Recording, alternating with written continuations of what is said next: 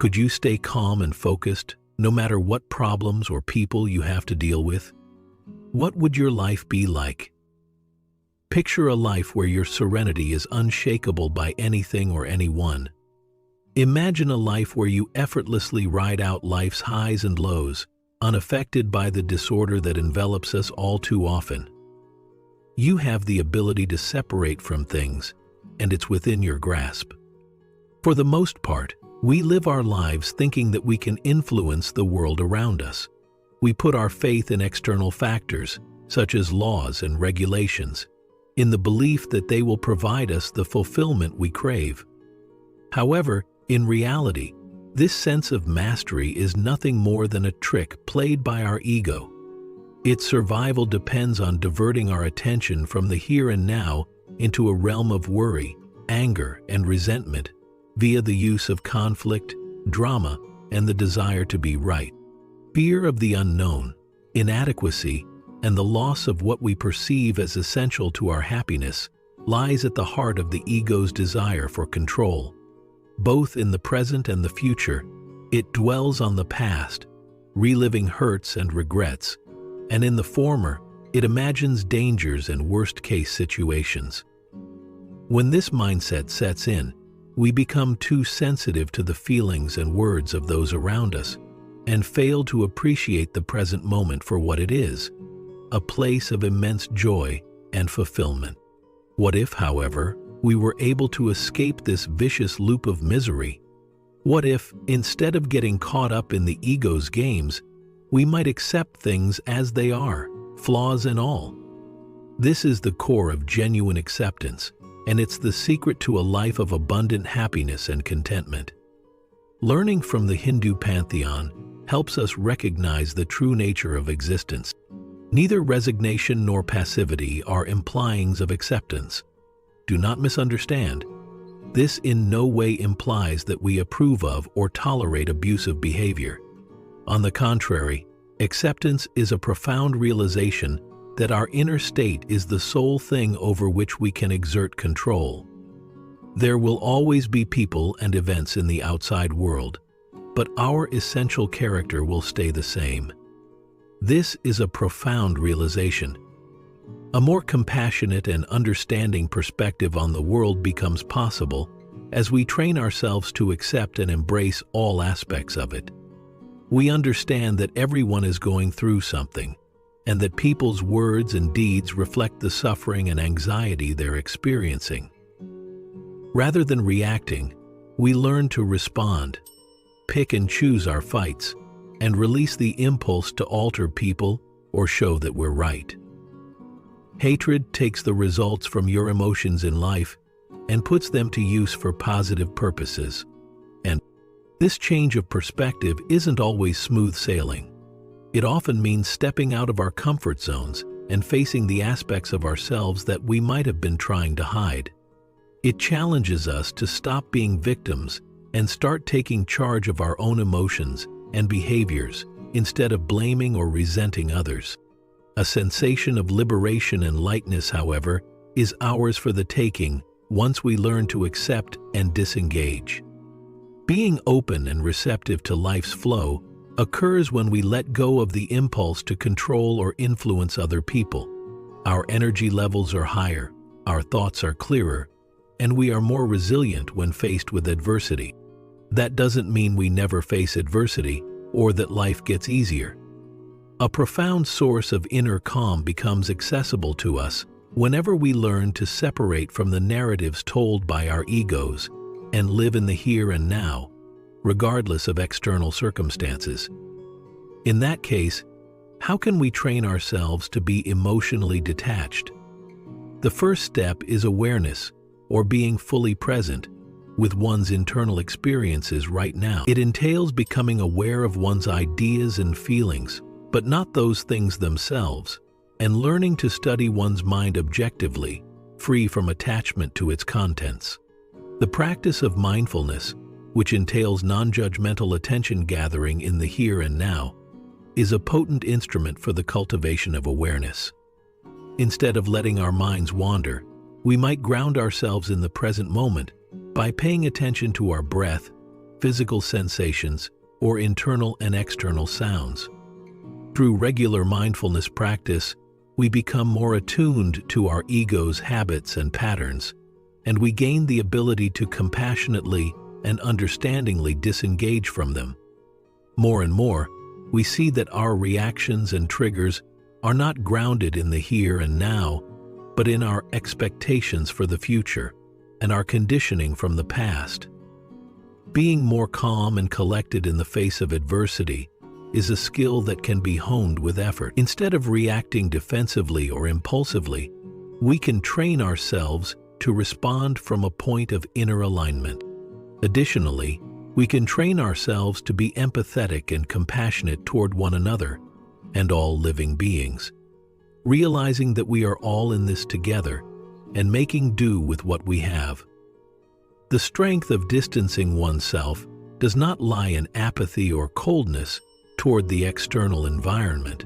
Rather, it's about letting go of the drama and chaos in our lives and instead embracing the richness and beauty of what's around us. Being graceful and easygoing is about learning to handle life's challenges with poise and positivity, and setting a good example for others to follow. I hope you will all take a time to consider your own lives. When it comes to things that aren't in your control, where are you clinging too tightly? When did you let yourself become entangled in the ego's games of conflict and drama? Can you imagine what it would be like to relax, accept things as they are, and have faith in life's inevitable progression? Even if it's not always simple, practicing detachment is a worthwhile process. Discovering oneself, developing one's inner potential, and undergoing radical change are all along this road. And it all starts with a simple decision: to pretend that no one or thing can make you feel anxious. Being able to face whatever challenges life brings with a calm and open mind is a decision. It is crucial to recognize the obstacles that prevent us from reaching inner peace when we begin this path of detachment. The ego, that constant self-seeking voice inside of us, is an expert at diverting our attention and upsetting our peace. Its relentless pursuit of our participation in its games, which it uses to invent unnecessary conflict and drama, is truly remarkable. However, we can start to liberate ourselves from the ego's control and recover our natural serenity by illuminating its strategies. In this way, we can live with more groundedness and more purpose in our lived experience. There are both internal and external sources of disruption for the ego. Other people's words and deeds can externally push us off balance. It only takes a sarcastic comment from a coworker, some careless actions from a friend, or an offensive gesture from a stranger to set off a chain reaction of unpleasant feelings. Whether it's anger, hurt, and defensiveness, we can easily become mired in a vicious loop of reacting and blaming. But suppose we could perceive these outside influences for what they really are. Rather of being about ourselves, what if we could see that other people's acts reveal their inner turmoil and suffering? The ego's demand for approval and control starts to dwindle as we start seeing things through this compassionate and understanding lens. While we may not be able to alter the actions of others around us, we do have control over our own reactions. Either we let ourselves be affected by the drama and lose our inner balance, or we choose to separate from it. Our response should be based on wisdom and clarity, not fear and reactivity. This does not imply that we should become doormats or endure abuse. When compared to exterior disturbances, internal ones can be much more sinister. There is an endless flow of thoughts, judgments, and criticisms produced by the ego's voice in our heads. It is a continuous companion, worrying about the future, dwelling on previous failures, or making negative comparisons to other people are all common mental health issues. Because of how genuine and intimate these inner disturbances feel, they can be especially difficult to disentangle from.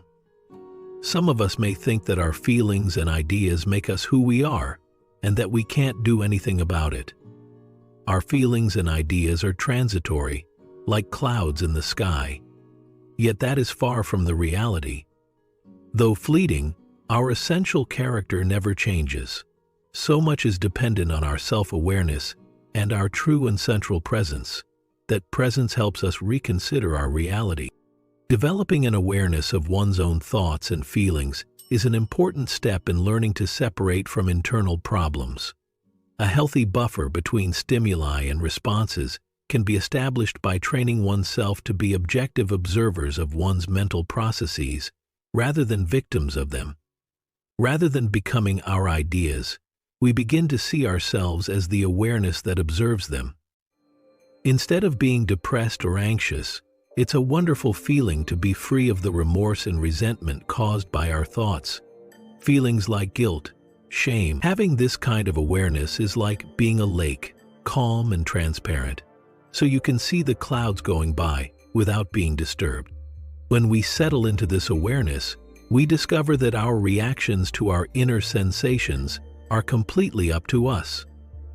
Emotions and thoughts are like waves in a river. We can either let ourselves get carried away by them, or we can learn to view them objectively, accepting their existence without becoming connected to them. Questioning the stories our ego tells us is another technique to separate from internal troubles. Instead of basing our thoughts and feelings on the present moment, we tend to rely on past conditioning and future expectations. Maybe we've internalized the message that we're not worthy of happiness, that we'll never succeed, or that we'll never be good enough. These accounts, however, are but that, accounts. They are a product of our ego's desire for approval and control, not facts about ourselves. To start releasing ourselves from these narratives, we need to challenge them and seek out proof that they aren't true. It dawns on us that we may pick our own story, that we can create a fresh one, according to our own principles and goals. Life may start to flow more gracefully and easily after we learn to disconnect from internal and external distractions. The need to always have the upper hand or show everyone how good we are has worn off. Believe in the goodness of life and your own abilities to overcome its obstacles as you cultivate an attitude of openness and receptivity toward the here and now. This is not to say that we are immune to suffering. Rather, it means that we develop different responses to adversity. We acknowledge that suffering is inherent to being human, and that it has the capacity to educate and motivate us in profound ways. Because we know that it will go away eventually, we learn to lean into our discomfort with compassion and curiosity. Our relationships may also undergo changes as we persist on this journey of disconnection. We make room for real connection when we stop reacting to other people's words and deeds. As a result, we develop enhanced listening skills and heightened empathy for people around us. We work on letting our guard down and communicating from a place of genuine vulnerability instead of defensiveness and fear. The true strength of detachment lies not in erasing all ties to the outside world, but in forging stronger bonds with those around us. Embracing a life devoid of the ego's manipulative games and disruptions means learning to live with an open mind and a clear heart. Living in the present moment with all its ups and downs while remaining true to ourselves is what it's all about. So, while we continue on this path, let us keep in mind that the ego's distractions are not ourselves. This is just a transitory phenomenon, similar to clouds in the sky. The ability to compassionately and understandingly separate from them paves the way for a different way of being, one that is based on presence, clarity, and tranquility. When we train ourselves to remain calm and collected no matter what, we illuminate the path for others to follow, helping them to discover the inner strength they lack. When we move out into the world, we bring kindness and understanding with us, and we become a positive influence. This route of detachment is a journey of fortitude, tenacity, and profound development. Let us embrace it. Having faith in the goodness of life and the knowledge contained within our own hearts is essential. No matter the circumstances, we have the choice to decide how we will respond, to be kind and clear in our actions, and to make our lives matter. Even when our egos try to derail us, we can always hear the voice of our inner nature beckoning us back to the place of inherent calm and serenity. We pray that we may muster the strength to respond to that invitation and let our lives be a testimony to our innermost values. We are constantly embraced by the loving arms of existence, so may we learn to let go of the ego's games and fully immerse ourselves in the splendor of each moment. Even when everything else around us seems to be falling apart, there is one constant: the here and now. In this timeless now, free from the ego's games of chaos and disruption, we can find a haven of peace and quiet. A new way of being, one based on presence, awareness, and profound inner calm, becomes accessible when we learn to root ourselves in the present moment. In fact, however, how can we enter this haven of tranquility? In order to reconnect with the here and now, how can we train ourselves to tune out the ego's incessant babbling?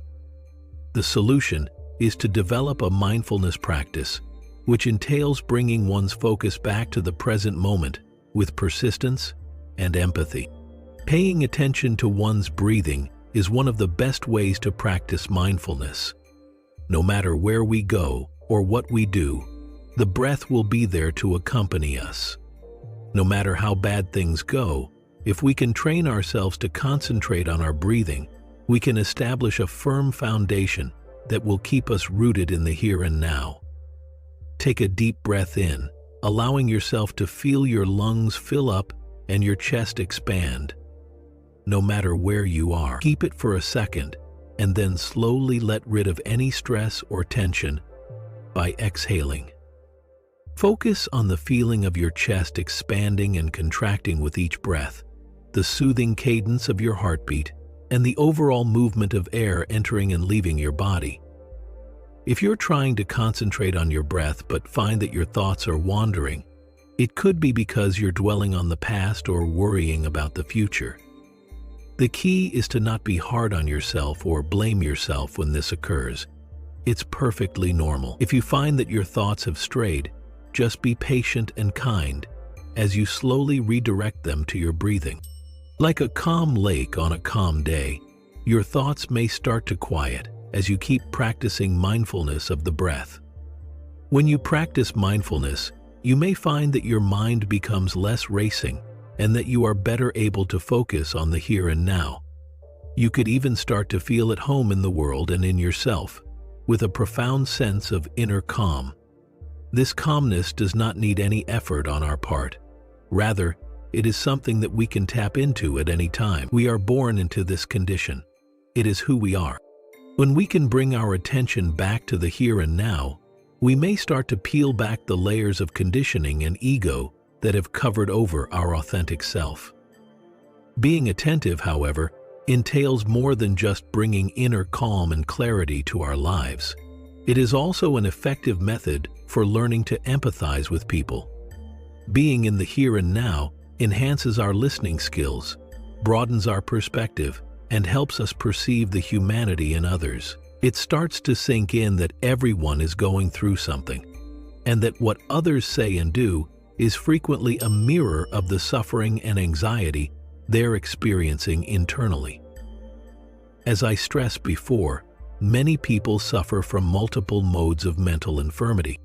Instead of reacting emotionally or judgmentally, we train ourselves to respond kindly and with understanding. Our capacity for empathy and connection grows, and we learn to pay closer attention to the emotions and needs of others around us. We are not limited to merely those around us. This empathy and comprehension also encompasses ourselves. Become more objective observers of your own thoughts and feelings by training yourself to be fully present and conscious at all times. We learn to detach ourselves from them, to view them as fleeting occurrences rather than defining traits, and to simply observe them. As we work on developing this kind of self-awareness, we might start to see behaviors and patterns that have been stifling our growth, preventing us from reaching our full potential and trapping us in vicious cycles of anxiety and depression. As we gain insight into the ways in which our aspirations for the future and our upbringing have shaped our perceptions of the world, we may be able to begin to release the limiting ideas and narratives that have been affecting us. A lot of bravery and empathy are required for this letting go process, because it isn't always simple.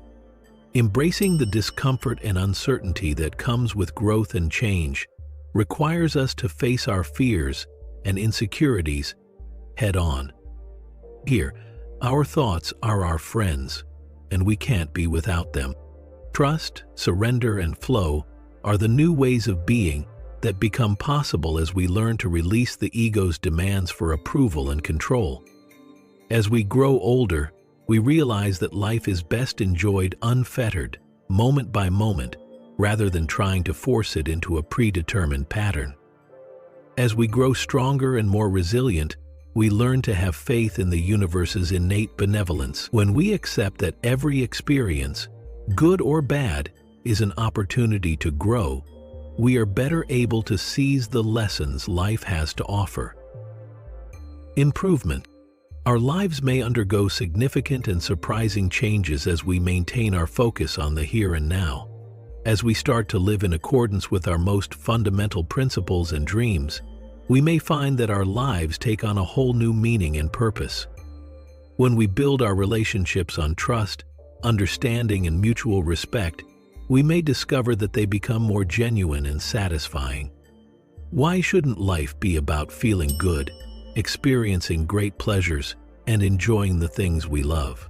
If we can train ourselves to be completely present in the here and now, we may even start to feel as though time stands still, as if we are part of a force bigger than ourselves. A profound sense of community and meaning in life can wash over us when we see the oneness and interdependence of all things. Herein is the strength of living in the here and now, of being fully awake and conscious. It is a strength that we may draw from at any time, regardless of the circumstances.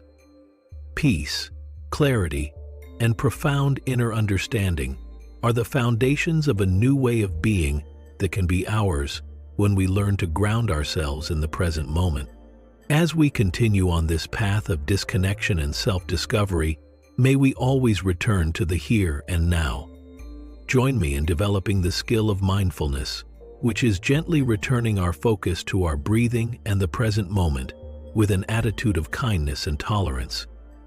The ability to step back from our feelings and ideas and react gracefully to life's difficulties is a skill we should all strive to acquire. It continues to attract us to success in life, which is a great reward for our self-control. We can only hope that an indescribable calm and clarity, a feeling of belonging both within and outside, will wash over us as we train ourselves to be more present in the here and now. With each breath, may we muster the bravery to follow this road and let our lives be an expression of our innermost truth. To respond instead than react. What does it imply in practice? When things get heated and tensions rise, it's easy to respond without thinking things through. When our egos get the best of us, we could react defensively, flee in terror, or strike out in wrath. When we pursue purpose, we pursue temperament rather than truth. When we stop to consider the implications of our actions, what if, however, we could train ourselves to wait, to put some distance between stimuli and responses, and to instead respond with wisdom and clarity? This question, many would answer, is worth pursuing. What we focus on is what we get. You can become better at this, the art of deliberate action, with practice. Consider a time when you acted on impulse. Maybe it was when you were assaulted in the middle of a heated argument and reacted defensively, failing to see things from the other person's point of view. You might have spoken something you came to really regret, or done anything to make the conflict worse instead of better in that split second of reaction. Because our egos want to be correct and defend themselves, this is the pattern that many of us end up falling into. Instead of reacting, why not take a moment to breathe, center yourself in the here and now, and deliberate over your response? Achieving mastery in conscious action begins with developing self-awareness. It entails being in the present moment and in tune with your feelings, ideas, and bodily sensations. It entails being aware of the signs that your ego is starting to rule your thoughts and behaviors. Being self-aware means you're willing to watch yourself without passing judgment, figure out what sets you off, and recognize when you're falling back into old habits of reacting. Physiological reactions to emotional triggers may become apparent as you hone this awareness. You might feel a tightening in your stomach, rapid heartbeat, or shallow breathing. You are in a reactive state, and these bodily feelings are essential signals that tell you that. Instead of giving in to these emotions, take a moment to halt and focus on your breathing. By doing so, you can get yourself to a state of calm where you can deliberate about your reaction. For what reason am I doing this? To whom am I sincerely speaking?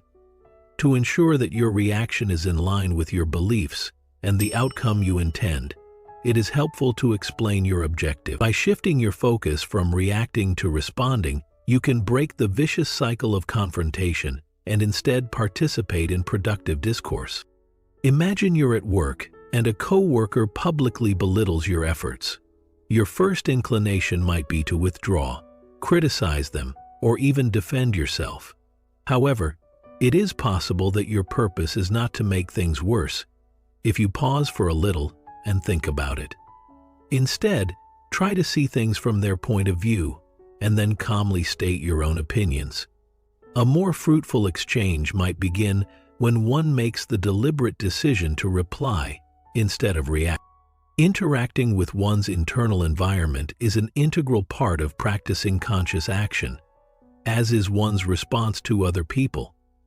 A lot of the time, when we tell ourselves stories about how inadequate, failed, or afraid we are, our egos get a good meal. We tend to be hard on ourselves, or let doubt take root when we encounter difficulties or failures. Learning self-compassion and responding kindly to oneself can help us overcome this instinctive response. Relax and take a deep breath the next time you feel negative thoughts or self-criticism creeping in. Feel free to express how you're feeling. It is normal to feel exposed, to make mistakes, and to encounter obstacles. Just remind yourself of that. After you realize this, you may treat yourself with the kindness you'd give to a buddy who's down and out.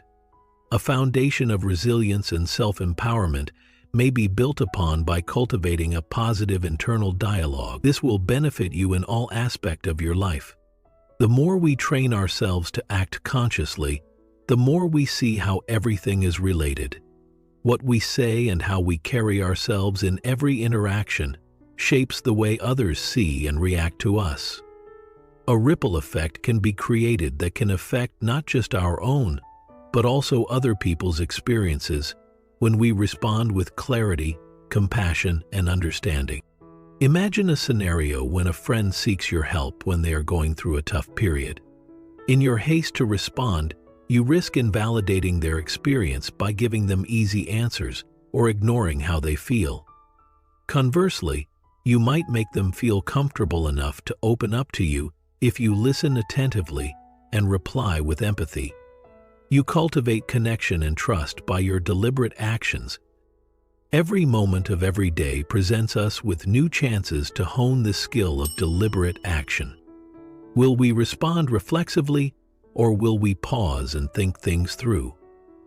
This is true in all aspects of our lives, from our connections with others, to our interactions at work, to our interactions with ourselves. Bringing mindfulness practices into our daily lives is a great way to strengthen our practice. Our capacity for self-awareness and deliberate response can be bolstered via regular practice of meditation, journaling, or even just being in the here and now with our emotions and ideas. End of quote. The ability to stay rooted in the here and now, even in the face of disorder, grows stronger as we practice these practices. Try bringing some awareness to your present moment first thing in the morning. Try sitting quietly, directing your attention on your breath, becoming aware of your bodily sensations, and establishing a goal for the day. You may discover that you are better able to respond thoughtfully, recognize your triggers, and engage with the world around you when you bring this mindfulness into your interactions. We also get better at handling problems and disputes as we train ourselves to respond instead of react. It has dawned on us that tough talks need not be combative. Rather, they can be chances for learning, insight, and bonding. Problems can be better understood and addressed if we approach these interactions with an attitude of genuine interest and transparency. There is no straight road leading to conscious action. Learning, developing, and discovering oneself are ongoing processes. Changing our reactive habits is a process that requires patience and, inevitably, setbacks. Nevertheless, it is crucial to handle these situations with understanding and self-compassion. Accept that obstacles are a natural component of life's path, and that we can learn something new from every experience. You might see some incredible changes happening in your life as you keep working on this technique. A profound sense of inner serenity, stronger connections with people, and more resistance to adversity are all possible outcomes. Your actions can have a profound impact on others around you, potentially leading to a domino effect that goes well beyond your own influence. Ultimately, there is a significant difference between reacting and responding, and becoming adept at conscious action through self-awareness cultivation can have a great impact on our lives. By making room for thoughtful reactions and treating ourselves and others with kindness, we can go through life more gracefully and with more purpose. Together, let us go on this trip. Every moment is a chance to respond with compassion and empathy. Therefore, let us make conscious action a part of our daily life. In a world that sorely needs genuine connection, empathy, and wisdom, may we persevere in learning and changing so that we can shine as lights of love. Within every one of us, in the form of our own deliberate actions, is the potential to bring about a better world. For optimism and hope remains a key aspect of self-compassion. In a world where problems, uncertainties, and changes are constants, how can one be calm and collected? Having the capacity to maintain a steady equilibrium is a priceless talent that has the power to revolutionize our life. Living with equanimity enables us to gracefully and easily traverse life's ups and downs rather than merely existing in a state of mind. Being at peace with oneself and responding to life's difficulties with an open mind and heart are essential components. Just for a second, put yourself on the brink of a huge ocean. At times the waves break on the coast with a gentle lapping sound, and at other times they surge with immense power. There is a continual ebb and flow to the experiences life gives us, much like the ocean. Being calm and collected requires accepting that we have no say over the waves, but that our reaction to them is entirely under our power. Standing firmly on the shore, grounded and solid, regardless of the turbulent waters, is something we can learn to do. Iwan. In order to develop serenity, we need to accept that everything is transient. Good times and bad, triumphs and tragedies, are all part of life's fleeting nature. Unnecessary suffering is caused when we refuse to let go of our desires or when we fight against the natural flow of life. By recognizing that everything is transitory, we can start to relax our grip on results and go with the flow of life's currents instead of battling them. This acceptance is more about being fully present in the here and now than about being resigned or passive. to welcome with open arms the good and the bad that life has to offer, and to do so with a spirit of gratitude. When we train ourselves to think in this way, we may face challenges not with dread, but with interest, viewing them as chances to learn and improve. We gain a more profound understanding of ourselves when we train ourselves to accept transience. We learn to tune into our internal experiences, our ideas, feelings, and bodily sensations, and see how these color our perception of the external world. Feelings of wrath, impatience, or despair could well up inside us when times get tough. We may train ourselves to watch these feelings without becoming caught up in them. By seeing our emotions as fleeting occurrences in the expansive landscape of our consciousness, we are able to respond to them compassionately. Developing serenity also entails cultivating an attitude of thankfulness. Expressing gratitude helps us to stop dwelling on our problems and start appreciating all the good things in our lives. An attitude of gratitude can help us see the positive side of things and find happiness no matter how bad things get. The ability to see the extraordinary in the mundane, the wisdom in adversity, and the bonds we have with others can all be enhanced by regular acts of thankfulness. Think back on a period when you had to overcome a major obstacle.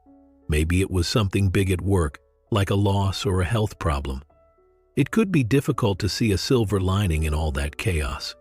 But in hindsight, you might realize that adversity honed your strength, empathy, and perseverance. By changing our perspective in this way, we can learn to stay calm in the face of adversity, able to feel the highs and lows of life without letting them consume us. The value of healthy limits is something we learn about when we practice tranquility. Knowing when to accept help and when to decline is a crucial skill in the pursuit of equilibrium. You can't give to other people what you don't have yourself, and if you do that too often, you could end up exhausted and bitter. We make room for ourselves to flourish when we respect our own needs and establish limits in a compassionate and loving way. Being fully present is another key to a graceful and easy life. Our tendency to dwell on the past or fret over the future decreases when we give our undivided attention to the here and now. By bringing our attention back to the here and now through exercises like meditation or mindful walking, we can open ourselves up to a richer experience of life. Having a calm demeanor, no matter how bad things go, is possible when we train ourselves to be fully present in every moment, gently reminding ourselves that truth is but a way from the surface after all. Our relationships may also grow and thrive as we hone this ability to be fully present with one another. Living an equanimous life makes us more sensitive to the emotions and needs of people around us. Our skills in active listening, compassionate response, and genuine engagement are honed. As a result, our relationships are strengthened via increased connection, understanding, and trust. Pretend you and a loved one are having a tough talk. You risk coming out as dismissive or defensive if you enter the conversation with a reactive mindset. Nevertheless, if you exude calmness, you can approach the discussion with a curious mind and a desire to comprehend. By establishing a non-judgmental zone, you make it possible for the other person and yourself to be open and honest about how we're really feeling. When we practice serenity, we strengthen our ability to bounce back from adversity. When we train our minds to be flexible, we are better able to deal with life's inevitable curveballs. The key to overcoming challenges is not to wallow in self-pity, but to face them with an open mind and a creative spirit, looking for ways to improve our situation.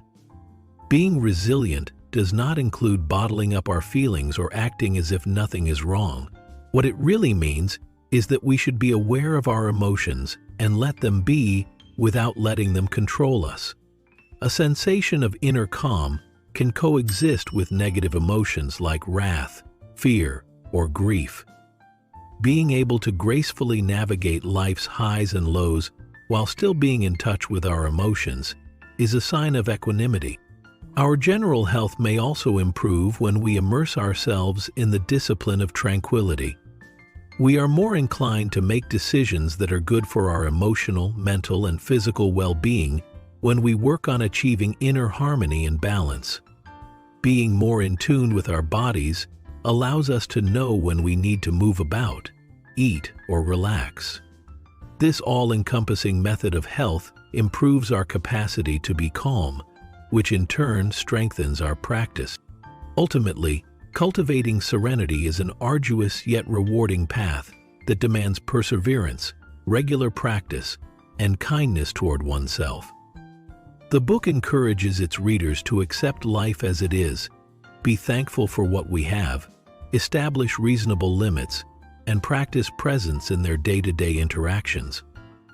A foundation of inner calm that enables us to navigate the ever-changing landscape of existence is built upon self-awareness and gracefully responding to obstacles. When we make this commitment, we illuminate the path ahead and encourage people around us to find inner calm. If we are together, we can build a society where simplicity and elegance are not words but realities, where we can face life's challenges with optimism and serenity.